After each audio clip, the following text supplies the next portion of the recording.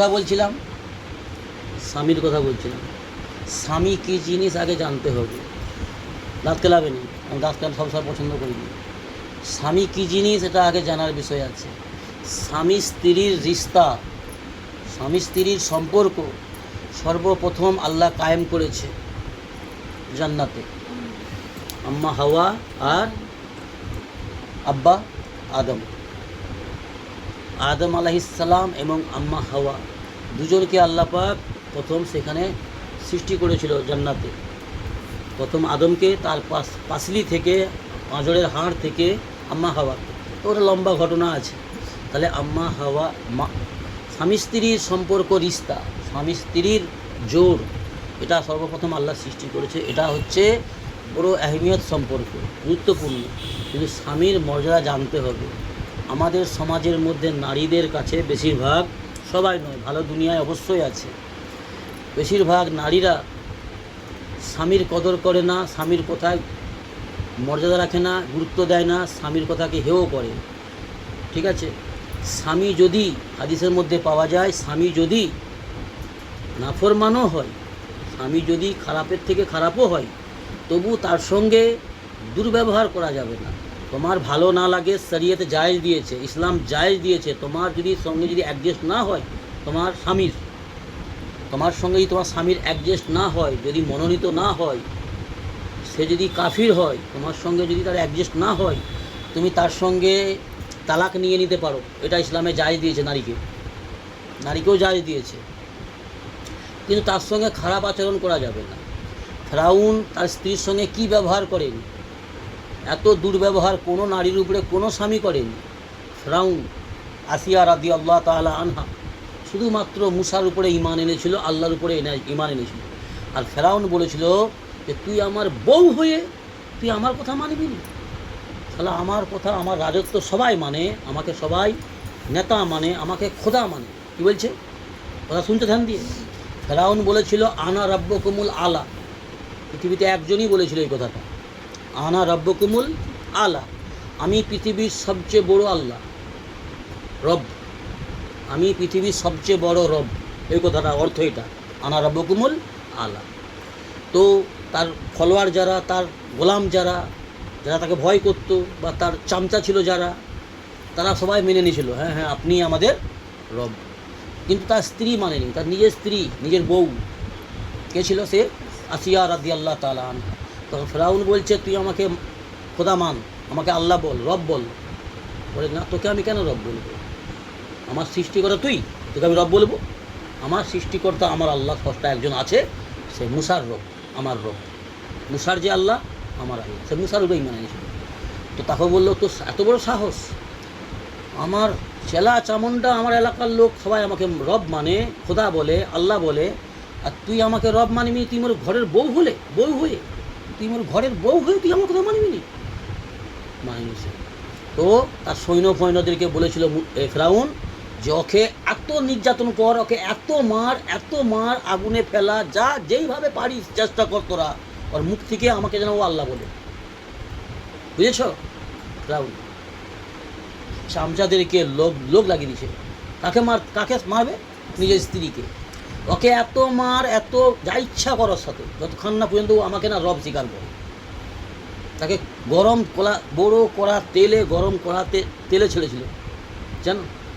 তার আগে ঘটনা আছে, তার আগে আরেকটা মেয়ে ছিল, তার দাসী। সেই মেয়েটা দাসী, মানে ফেরাউনের ঘরে দাসী থাকতো, দাসী কাজের মেয়ে। সেও মুসার উপরে ঈমান এনেছিল, আল্লাহ ব্যবস্থা। তাকে, তার ছেলেকে করাতে ছেড়ে দিয়েছিল। সে অনেক লম্বা ঘটনা আছে এগুলো। আমরা তো দিন ইসলামের শুধু জলসা, হাঁ করে জলসা শুনি, দিন ইসলামকে বুঝিনি, গল্পের মতন শুনি। যার জন্য আমাদের মধ্যে কোনো পরিবর্তন নেই, আমরা পাল্টাইনি একটু। কেন? আমরা মনোযোগ দিয়ে দিন ইসলামের কথা শুনি তো, কোরআন হাদিসের কথা, গল্পের কথা নাকি? হ্যাঁ, লম্বা ঘটনা। তো ইয়েকে আসিয়া রাদিয়াল্লাহু তাআলাকে কঠিন শাস্তি দিয়েছিল, তবু সে ঈমান ছাড়েনি। তবু সে কাফিরকে রব বলে স্বীকার করেনি। কাকে? ফেরাউনকে, তার স্বামীকে। তো স্বামীর আহমিয়ত, তবু সে কিন্তু স্বামীর জন্য আল্লাহর কাছে বদদোয়াও করেনি। দেখো, এটা একটা ভাববার বিষয়, এটা একটা শিক্ষার বিষয়। অত শাস্তি দিয়েছে তো, সে জানে আমার স্বামী করাচ্ছে লোক দিয়ে, তার দলবল করতেছে, চেলা চামনটা করতেছে, সে জানে যে আমার স্বামী করাচ্ছে এইগুলো দলবল লোক দিয়ে, তবু সে আল্লাহর কাছে দুহাত তুলে ফরিয়াদ করলে কি আলাদা দোয়া খুব সুন্দরী? কত নেক বান্দি ছিল আল্লাহর। জি, আসিয়া রাদিয়াল্লাহু তাআলা আনহা জান্নাতে আমার নবীজির স্ত্রী হবে, তা সে কত নেককার ছিল, আমাদের ঘরে মেয়েদের মতন কত নেক ছিল, কত আল্লাহর সঙ্গে তার তাল্লুক ছিল। আর আমাদের দুনিয়ায় যদি সামান্য কাউকে যদি এখন কোনো সরকার যদি বিপদের সময় যদি এখন 20,000 টাকা দেয়, তাকে আল্লাহ বলবে, সব আল্লাহকে ছেড়ে দিবে। হ্যাঁ কি না বলো না? আজকের দিনে আমাদের যে সমাজের মুসলমান সমাজের পরিস্থিতি, বেশিরভাগ 90%, 90% 20,000, 30,000, 500 টাকার জন্য লাইন দিচ্ছে, চারদিকে যে ফর্ম ফিল আপ করে জমা দিচ্ছে। নামাজ নেই, কিছু নেই, আল্লাহর হুকুম নেই, উলঙ্গ হয়ে ঘুরছে, কে মাথার চুল খুলে ডিউটি করতেছে, চাকরি করতেছে, হয়তো 12-15 হাজার টাকা মাইনের জন্য। তো সে যদি আল্লাহর কাছে দুহাত তুলতো, আল্লাহ তার দোয়া কবুল করতো না, হতো তো সে তবু আল্লাহর কাছে স্বামীর জন্য বদদোয়া করে, যে বদদোয়া করতো। কিন্তু হাজারো মানুষের বদদোয়াতে আল্লাহ পাক ফিরআউনকে ধ্বংস করেছিল। জি, হাজারো মানুষের বদদোয়াতে কত হাজার বাচ্চা কেটেছে, জবাই করেছে। এসব মায়েদের বদদোয়া লাগবে নি? হ্যাঁ, আল্লাহ তাকে পাকড়াও করেছিল, এখনও তার মিশরের লাশ বডি রাখা আছে ফিরআউনের। কথা বুঝে আসছে? তো আসিয়া রাদিয়াল্লাহু তাআলা আনহা স্বামীর জন্য দুহাত তুলে আল্লাহর কাছে বদদোয়া করে দিল। তবেই তার আখলাক, চরিত্র, তার সতীত্ব, তার নেককারী, তবেই তো আমার নবী সাল্লাল্লাহু আলাইহি ওয়াসাল্লামের স্ত্রী হবে জান্নাতে। কত ভাগ্যবান স্বামীকে চিনবে। ঠিক আছে, এটা কি বললাম? যদি তোমার স্বামী তোমার মনোনীত না হয়, যদি সত্যিকার অর্থে যদি কুফরি করছে, নোংরা কাজ করছে, শরাব খাচ্ছে, অন্যায় অত্যাচার ঘরে যা ইচ্ছা করছে, কোনোভাবেই তোমার সঙ্গে অ্যাডজাস্ট হচ্ছে না, বা তোমাদের মনে হচ্ছে, হ্যাঁ, কোনোভাবেই তোমাদের অ্যাডজাস্ট হচ্ছে না, শরীয়ত যাই দিয়েছে একটা নারীকে যে তুমি ওর সঙ্গে ডিভোর্স করে নাও, এই যে করে নিলাম আমার ভাই, এটা জায়েজ আছে ইসলামে। কিন্তু স্বামী থাকতে থাকতে আরেকটা বিয়ে করা যাবে না নারীর জন্য। স্বামী আছে, আরেকটাকে নিয়ে রংরেলিয়া করবো, আরেকটা পুরুষকে নিয়ে আরেকটা বিয়ে করে নেবো, এটা চলবে না। এর সঙ্গে কাটছাট করো, তুমি দ্বিতীয় সংসার করো।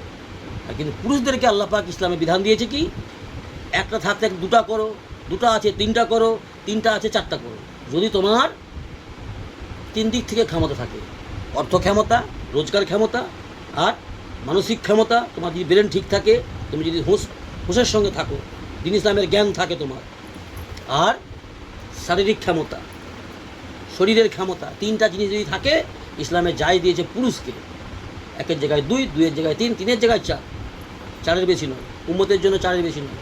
কিন্তু আজকের সমাজে যদি একটা পুরুষ একটা স্ত্রীর পরে যদি দ্বিতীয় স্ত্রী করতে চায়, ঘরে আগুনের ফোয়ারা উঠবে, যত রকমের অশান্তি আছে ঘরে শুরু হয়ে যাবে।